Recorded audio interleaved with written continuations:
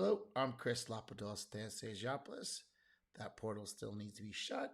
And today I'm kind of losing my voice a little bit. Cracks, I'm sorry.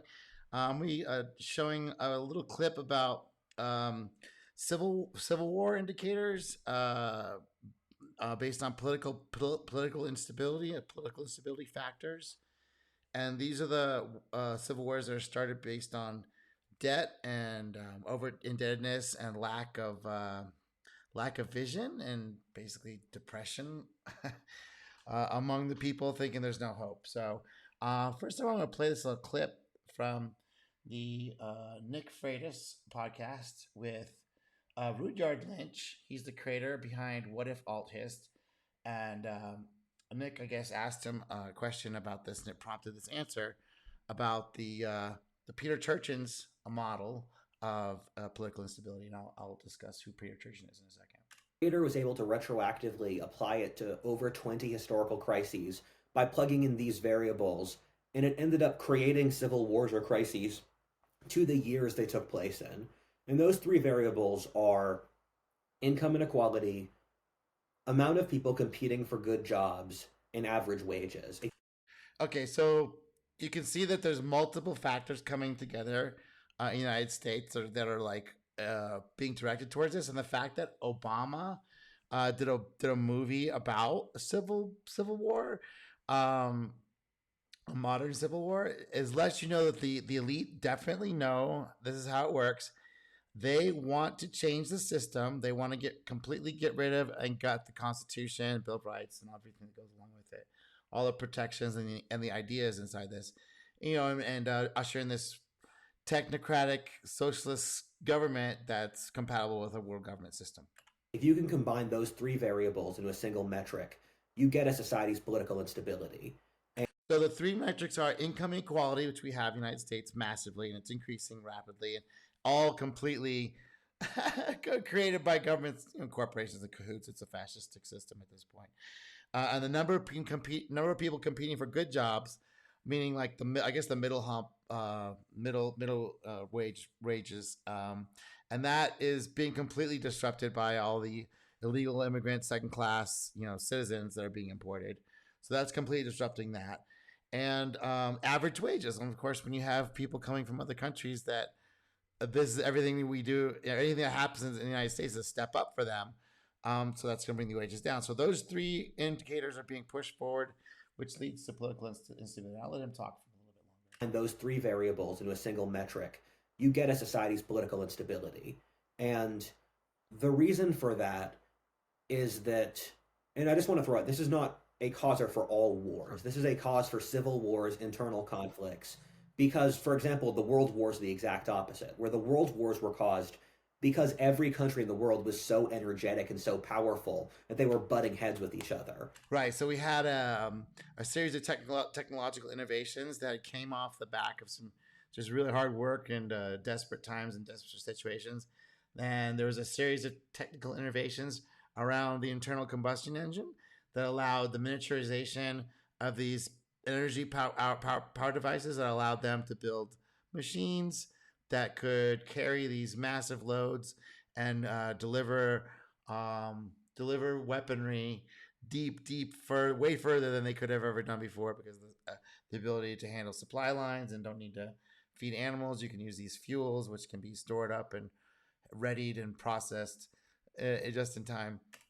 What we're looking at is the opposite, where societies are not functional, and so they can't keep themselves unified. Because what happens when you have extremely high competition for the top positions and high inequality, people are barely getting by, is you remove any incentive towards cooperation. Right. So that brings on the ennui and the depression, and people like not in like the 40% of men that could be participating in the labor force participation rate is only 40% of what it should be or what it could be. So that means that there's a men that are just like, this isn't worth it. I'd rather just not do anything, live at home, live off the government, just couch surf, live in my mom's basement, that kind of stuff. And because once most people have nothing, and most people are struggling in modern America, I think half of Americans can't afford a $400 emergency cost. And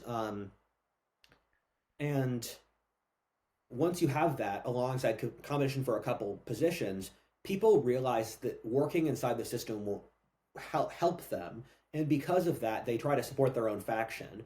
And Right. So that leads to the factionalization. That's a civil war. It's split along these lines, and the factions are led by once the government breaks down, these factions are led by warlords. This is basically what you're having in Mexico. People talk about the cartels. That's just another government, by the way. this might break along a bunch of different lines: the Reds and the Whites in the Russian Civil War, the Optimates and Populares in the Roman Republic, the Armagnacs and Burgundians in medieval France. But for us, it's the right and the left. And for each of these, they belie underlying issues. And for America today, it's the college educated versus uncollege educated. Right. So the ones that think they're educated by going to the by being indoctrinated into a college system, which is it's not. It's completely just an indoctrination system, except for some STEM areas which still are indoctrinated as well.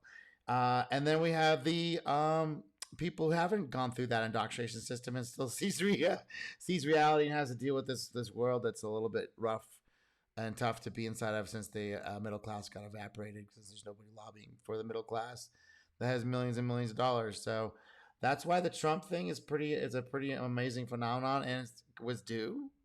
It's not like it was like unheard of. And we will continue to see things like that as the people in charge double down on all this stuff.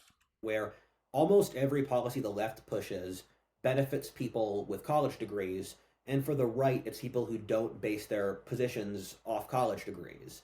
Um, and Now, just for the record, I have a college degree, but I got a long time ago, and I was in computer science. It was before, and I didn't pay attention to this stuff. I just wanted to get in and out, so I wasn't involved with campus stuff. So I kind of skipped all this. I don't think it's a coincidence that I'm a college dropout and I'm politically on the right.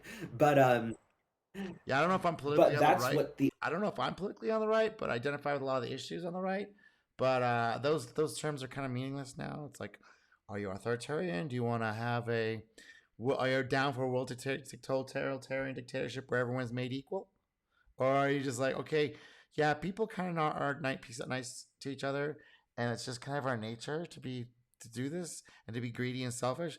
And maybe if we could find a way to monetize that or spread it around easier and let the people who really are into that stuff do it, but benefit everyone. So that was kind of the idea of the capitalism. But yeah, that's been lost anyway. underlying that, because for example, a big reason the left supports immigration is that immigrants mainly compete with working class Americans. And if you're part of the college educated class, they provide you services more cheaply at the expense of non college educated people. Or to fund the police is the attempt to replace non college educated police officers with college educated social workers.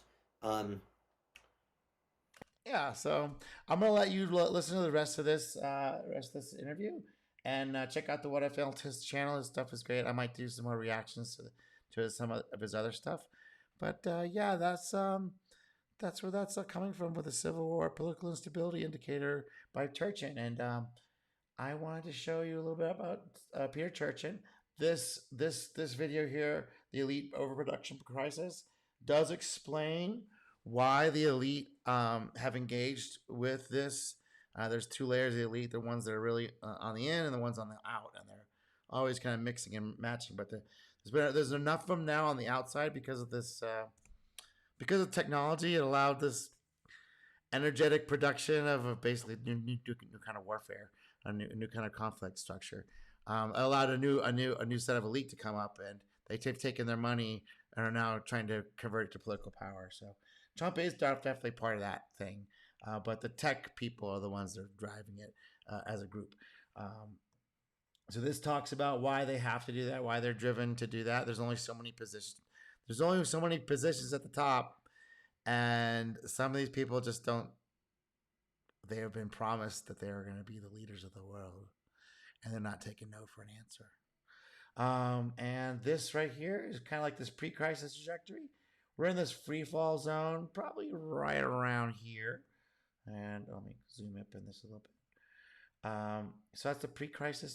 Doesn't let me zoom up. Pre-crisis direct trajectory, and it kind of like falls down. This is probably right around 2001. It's just kind of been going here. And the social pressures have been increasing exponentially.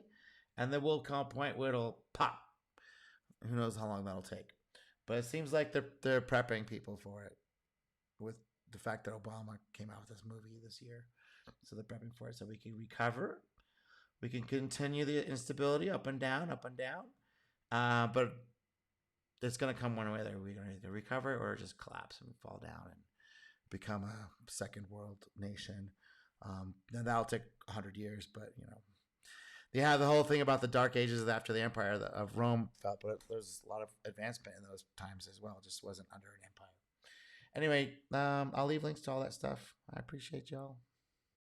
The good thing about the American dream is that you can just go to sleep and try it all again the next night.